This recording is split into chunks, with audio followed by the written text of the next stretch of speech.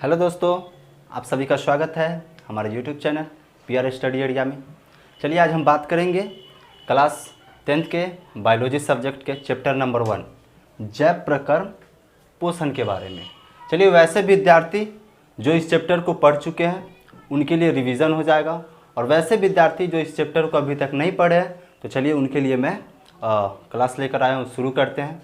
सबसे पहले हम समझते हैं जैव प्रकर्म पोषण। तो जैव प्रकर्म यानी कि इंग्लिश में लाइफ प्रोसेस। जैव प्रकर्म होता क्या, जैव प्रकर्म किसको बोलते हैं? तो आइए इसको परिभाषा देखते हैं। वे सभी प्रक्रिया जिनके द्वारा जीवों का अनुरक्षण होता है उसे जैव प्रकर्म कहते हैं। यानी कि जैव का मतलब होता है जीव और प्रकर्म का मतलब होता है प्रक्रिया। तो जीवों में बहुत सारी क्रियाएं होती है जिसके वजह से जीवों का अनुरक्षण होता है। अनुरक्षण का मतलब यहाँ पे समझिए, अनुरक्षण का मतलब होता है किसी भी चीज़ किसी भी वस्तु को देख रेख करके उसको बनाए रखना, उसी को अनुरक्षण कहा जाता है।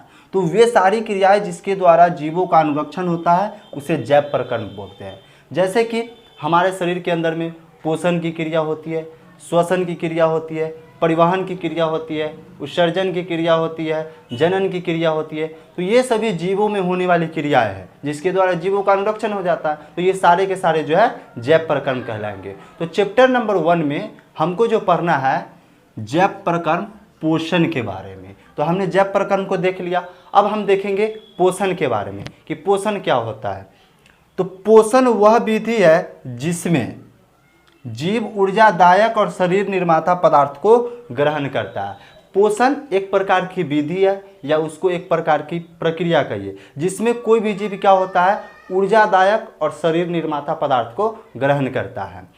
अब ये ऊर्जादायक और शरीर निर्माता पदार्थ को हम कहाँ से प्राप्त करते हैं? तो भोजन से प्राप्त करते हैं। यानी जब भी हम किसी प्रकार का भोजन करते हैं तो भोजन करने के बाद क्या होता है, हमारे शरीर में ऊर्जा मिलती है जिससे कि हम लोग कोई भी काम को करते हैं। तो ये भोजन में क्या पाया जाता है? तो इस भोजन में पोषक तत्व पाया जाता है। क्या पाया जाता है? पोषक तत्व। इसी पोषक तत्व के माध्यम से जो है हम लोग को ऊर्जादायक और शरीर निर्माता पदार्थ जो है मिलता है। तो ऊर्जादायक पदार्थ जो है हम लोग के शरीर के अंदर ऊर्जा देने का काम करता है, जो कि हम लोग शरीर को वहाँ पे काम करने के लिए इसका उपयोग हो जाता है। उसके बाद क्या है कि शरीर निर्माता। तो शरीर निर्माता जो पोषक तत्व होता है तो वो हमारे शरीर को वृद्धि कराने में मदद करता है, विकास कराने में मदद करता है, यानी पोषण देने का काम करता है। तो आइए अब पोषक तत्व को समझते हैं। तो पोषक तत्व जिसको इंग्लिश में न्यूट्रिएंट्स बोलते हैं, तो भोजन में मौजूद वे रासायनिक तत्व जो हमारे शरीर को पोषण देने का काम करता है, अर्थात वह हमारा वृद्धि कराने का काम करता है, विकास कराने का काम करता है, उसी को ही पोषक तत्व कहा जाता है। जैसे कई प्रकार के पोषक तत्व होते हैं, जैसे प्रोटीन है, कार्बोहाइड्रेट है, वसा है, यानी बहुत सारा है। तो प्रोटीन जो हमारे शरीर के अंदर मांस निर्माण करने का काम करता है, कार्बोहाइड्रेट जो हमारे शरीर के अंदर ऊर्जा देने का काम करता है। तो और भी अनेक प्रकार के पोषक तत्व है। अब हम ये देखेंगे कि जीवों में पोषण क्यों जरूरी होता है। तो आइए इस पे बात करते हैं। तो सभी जीवों को जीने के लिए ऊर्जा की आवश्यकता होती है, और ऊर्जा कहाँ से मिलेगा हम लोग को? जब हम लोग भोजन को ग्रहण करेंगे तब। तो भोजन को ग्रहण करने के बाद ही ऊर्जा मिलता है। तो ऊर्जा जब हमें मिलेगी तब हमारा शरीर जो है काम करने के लायक होगा। जैसे एक उदाहरण के तौर पे इसे हम समझते हैं। जैसे मान लीजिए कोई पंपिंग सेट है, कोई बोर्डिंग है, तो उसको चलाने के लिए हमको डीजल की आवश्यकता होती है। यानी जब तक उसमें डीजल रहेगी वह क्या करेगा, उसको एनर्जी देते रहेगा, वो चलते रहेगा। जैसे ही डीजल समाप्त, वो हुंडा बोर्डिंग क्या हो जाएगा, बंद हो जाएगा। उसी प्रकार हमारे शरीर के अंदर है कि जब हम भोजन को ग्रहण करते हैं, हमारे शरीर के अंदर जाता है, वह पचता है, तो उससे हम लोग को ऊर्जा मिलता है, और ऊर्जा मिलने के बाद हम लोग का शरीर जो होता है काम करना शुरू कर देता है। तो चलिए अब हम तो बात कर रहे थे कि पोषण क्यों जरूरी है। तो जीवों में ऊर्जा के लिए ऊर्जा मिलेगी तो हमारा शरीर काम करेगा, जिससे जीव जो है जिंदा रहेगा। उसके बाद हमारे शरीर के अंदर जो भी शारीरिक क्रियाएं होती है, उस शारीरिक क्रिया को चलाने के लिए जो होता है हमें पोषण की आवश्यकता होती है। और उसके बाद क्या है कि हमारे शरीर में जो टूटे फूटे ऊतक है उनके मरम्मत के लिए जो है पोषण की आवश्यकता होती है। जैसे कि हमारे शरीर जो होता है कहीं से कट जाता है, फट जाता है, तो वहाँ का कोशिका, वहाँ का ऊतक क्या हो जाता है, सड़ जाता है, मर जाता है। तो उसके निर्माण के लिए जो है हमें पोषण की आवश्यकता होती है। तो इसीलिए हमें जो है पोषण की आवश्यकता होती है। चलिए अब हम देखेंगे अगला टॉपिक है जीवों में पोषण की विधियाँ। जीवों में पोषण की विधियाँ, तो जीवों में पोषण की जो है 2 विधियाँ पाई जाती है। उस 2 विधियाँ को हम लोग जो है अब देखेंगे। चलिए तो अब देखते हैं जीवों में पोषण की विधियाँ। जीवों में पोषण 2 प्रकार के होते हैं, स्वपोषण और परपोषण, ऑटोट्रॉफिक न्यूट्रिशन और हेटेरोट्रॉफिक न्यूट्रिशन। तो आज की क्लास में हम बात करेंगे सिर्फ स्वपोषण, ऑटोट्रॉफिक न्यूट्रिशन के बारे में। तो स्वपोषण यानी ऑटोट्रॉफ शब्द, यह जो है 2 ग्रीक शब्दों के मिलने से बना हुआ है, एक ऑटो और दूसरा ट्रॉफ। तो ऑटो का मतलब होता है सेल्फ, जिसका हिंदी में मतलब होता है स्वयं, स्वतः या खुद से, तीनों का मतलब एक ही होता है। और ट्रॉफ का न्यूट्रिशन, यानी इसको हिंदी में बोलते हैं पोषण।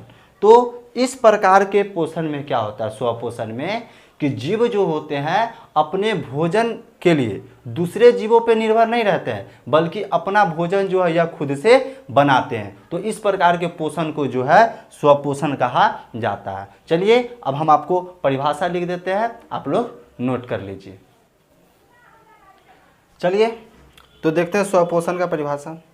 पोषण की वह विधि जिसमें जीव अपने भोजन के लिए दूसरे जीवों पर निर्भर नहीं रहकर अपना भोजन खुद से बनाते हैं, तो इस प्रकार के पोषण को स्वपोषण कहते हैं। जैसे सभी हरे पेड़ पौधे, तो जितने भी हरे पेड़ पौधे हैं सारे के सारे में पोषण की स्वपोषण विधि पाया जाता है। और एक चीज़ ध्यान रखना है कि स्वपोषण क्या है, तो पोषण की एक विधि है, ठीक है।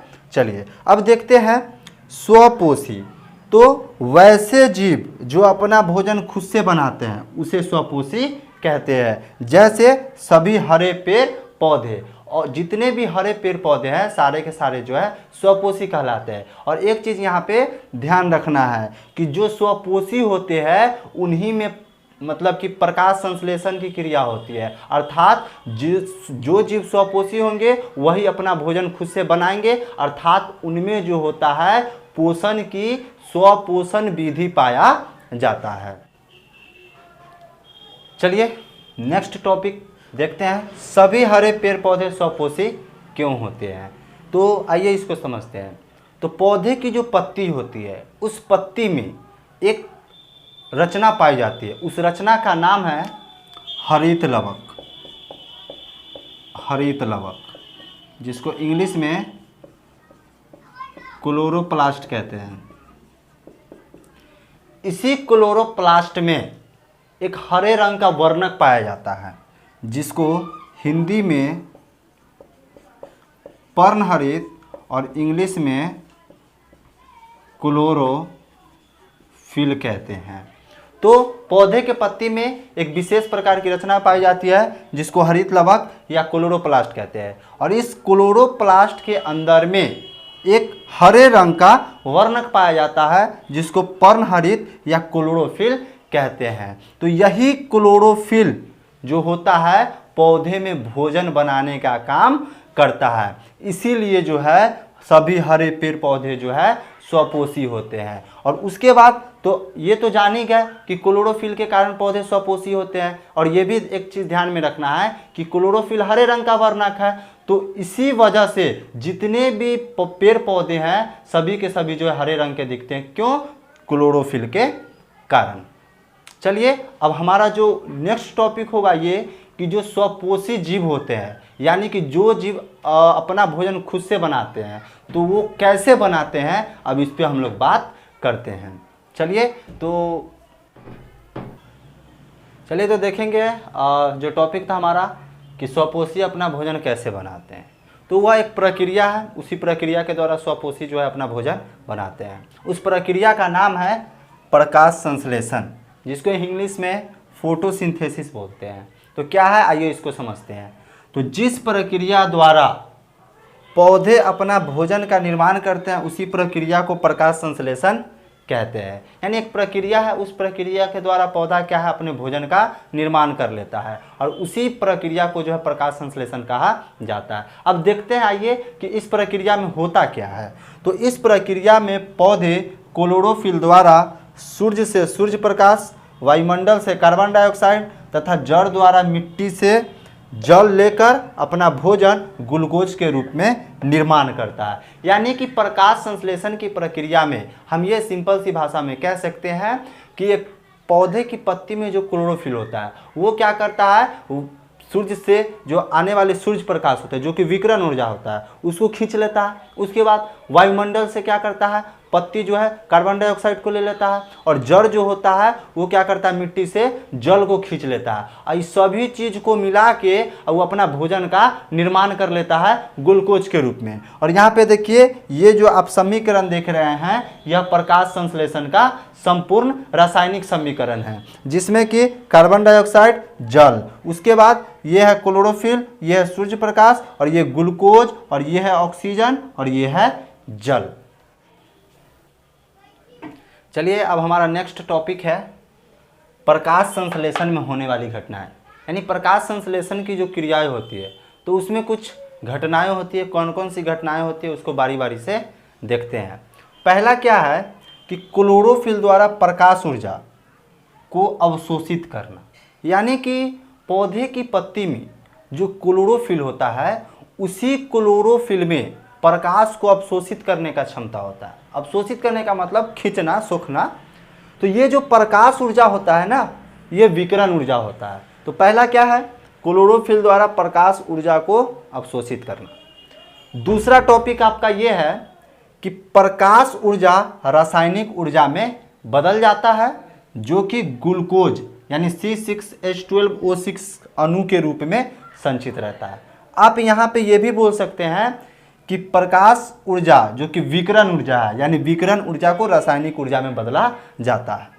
तीसरा क्या है कि कार्बन डाइऑक्साइड, जो भोजन बनाने के लिए पौधा कार्बन डाइऑक्साइड लिया था उस कार्बन डाइऑक्साइड जो है क्या चीज़ में बदल जाता है, कार्बोहाइड्रेट जिसको ग्लूकोज भी बोलते हैं उसमें बदल जाता है। चौथा क्या है कि इस प्रक्रिया में उपोत्पाद के रूप में ऑक्सीजन बनता है। तो ये प्रकाश संश्लेषण में क्रिया में जो है ये घटनाएं होती है। अब हम देखेंगे कि प्रकाश संश्लेषण के लिए क्या क्या चीज़ें की आवश्यकता होती है। इसको आप दिमाग में रख लीजिएगा, याद कर लीजिएगा कि प्रकाश संश्लेषण के लिए क्या क्या चीज़ चाहिए। तो आइए प्रकाश संश्लेषण के लिए क्या क्या चीज़ चाहिए उसको लिखते हैं। तो प्रकाश संश्लेषण के लिए पहला चीज़ है कि आपको क्लोरोफिल चाहिए, यानी कि क्लोरोफिल। दूसरा है सूर्य प्रकाश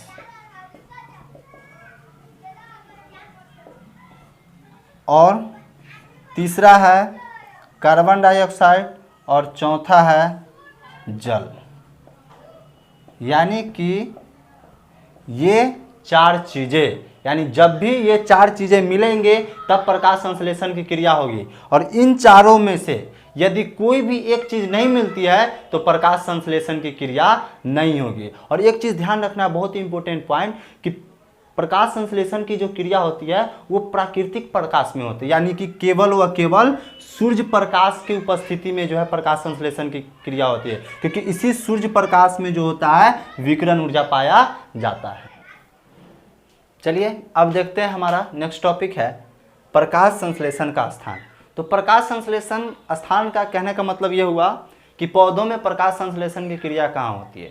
तो पौधे में जो प्रकाश संश्लेषण की प्रक्रिया होती है वो पत्ती में होती है। अब सवाल ये उठता है पत्ती में कहाँ होती है। तो पौधे की पत्ती में अनेक क्लोरोप्लास्ट पाए जाते हैं और वो क्लोरोप्लास्ट कहाँ पाए जाते हैं ये ध्यान दीजिएगा। तो पौधे की पत्ती में एक उत्तक है पैरेनकाइमा, उसी पैरेनकाइमा नामक उत्तक में अनेक क्लोरोप्लास्ट जो है भरे हुए होते हैं और उसी क्लोरोप्लास्ट में क्लोरोफिल होता है जो कि प्रकाश संश्लेषण करने की क्षमता उसमें पाई जाती है। तो हम ये कह सकते हैं कि प्रकाश संश्लेषण का स्थान शुरू से अंत तक जो है पत्तियों के क्लोरोप्लास्ट में ही होता है। अब देखते हैं कि पत्ती को प्रकाश संश्लेषी अंग कहा जाता है। उसके बाद क्लोरोप्लास्ट या हरित लवक उसको जो है प्रकाश संश्लेषी अंगक कहा जाता है। क्लोरोफिल जिसको प्रकाश संश्लेषी इकाई कहा जाता है। पत्ती को पौधे का रसोई घर कहा जाता है। क्यों कहा जाता है? क्योंकि पौधे में भोजन का निर्माण कहाँ होता है? पत्तियों में होता है, इसीलिए पत्ती को पौधे का रसोई घर कहा जाता है। रसोई घर का मतलब हुआ किचन। जैसे हम लोग घर में खाना वगैरह बनाते हैं तो उसका हम क्या नाम रख देते हैं? किचन नाम रख देते हैं, रसोई घर रख देते हैं, इसीलिए पत्ती को पौधे का रसोई घर कहा जाता है। उसके बाद श्वसन अंग, यानी पत्ती को पौधे का श्वसन अंग भी कहा जाता है। तो श्वसन अंग पत्ती को कहा जाता है। तो पत्ती के जो बाहरी त्वचा होता है, बाह्य त्वचा होता है, उसको एपिडर्मिस बोला जाता है। और उसी एपिडर्मिस में यानी उसकी बाहरी त्वचा में अनेक छोटा छोटा छिद्र होता है। उसी छिद्र को जो है रंध्र या स्टोमाटा कहा जाता है। तो उसी रंध्र या स्टोमाटा के द्वारा पौधे में जो होता है विसरण क्रिया द्वारा श्वसन होता है। तो चलिए आज की क्लास में इतना ही। अब मिलते हैं इससे नेक्स्ट टॉपिक अगले क्लास में आप लोगों के लिए लेकर आएंगे।